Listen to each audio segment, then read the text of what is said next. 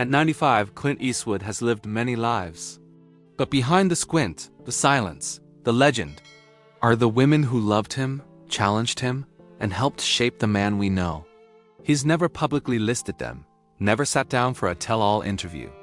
But their impact is written all over his life in his choices, his films, and his quiet, fierce acts of loyalty. These aren't just names in a biography. They are the co-authors of his story.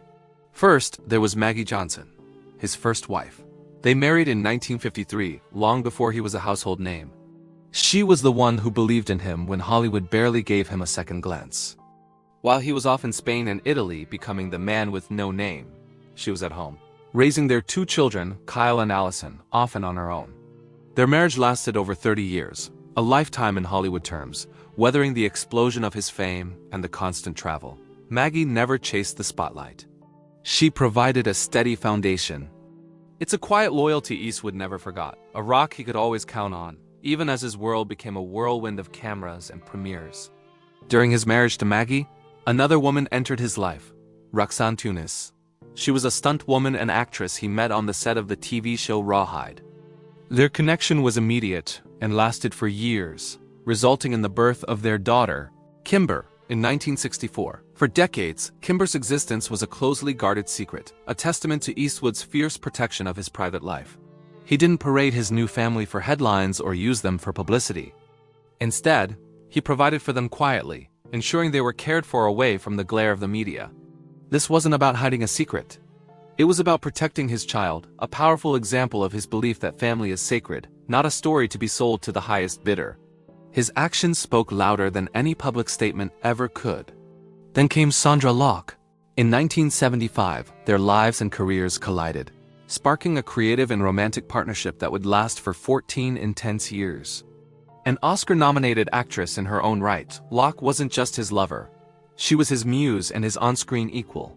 He cast her in 6 of his films, from The Outlaw Josie Wales to Sudden Impact. Their dynamic was electric, a meeting of two powerful artistic personalities. Their relationship ultimately ended in a bitter and public lawsuit, a painful chapter for both of them. But even through the acrimony, one thing remained clear. He recognized her immense talent. He never publicly disparaged her work, a quiet acknowledgement of the powerful force she had been in his life and career for over a decade. In the 1980s, his life took another turn when he met Jocelyn Reeves, a flight attendant.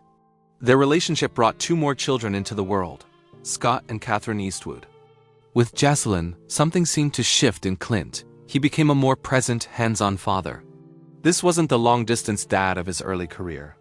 He was the dad coaching Scott's Little League team, the one sitting in the audience for Catherine's school plays. He made sure both children felt fully integrated into the larger Eastwood family, without secrecy or separation.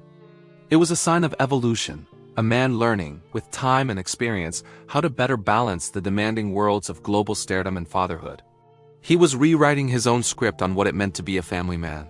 The 1990s brought another significant relationship, this time with actress Frances Fisher.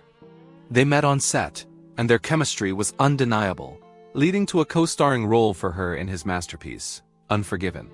She was a formidable talent, and their partnership resulted in a daughter, Francesca. Though their romance was relatively brief, lasting about 5 years, Eastwood's commitment to their daughter has been unwavering. As Francesca has grown into an actress and model herself, her father has been a source of quiet support. He hasn't used his influence to pave her way, but has instead watched with pride as she found her own voice in the often overwhelming world of Hollywood. It's another example of his protective nature letting his children shine on their own terms. Finally, in his golden years, Clint Eastwood found a different kind of partnership with Christina Sandera. She wasn't an actress or a Hollywood insider. She was a restaurant hostess at his Mission Ranch Hotel in Carmel. Their relationship began quietly and has provided a steady, peaceful anchor in the later chapters of his life. She has been by his side through film shoots, premieres, and the simple, quiet routines of life. She brings a sense of normalcy and calm. With Christina, he seems to have found a rare and precious thing, especially in a life lived so publicly, true peace. She represents a comfortable, stable harbor after a lifetime navigating the stormy seas of fame. A partner for the man, not the legend. Clint Eastwood has never written a memoir. He doesn't do tearful interviews about lost loves or past regrets.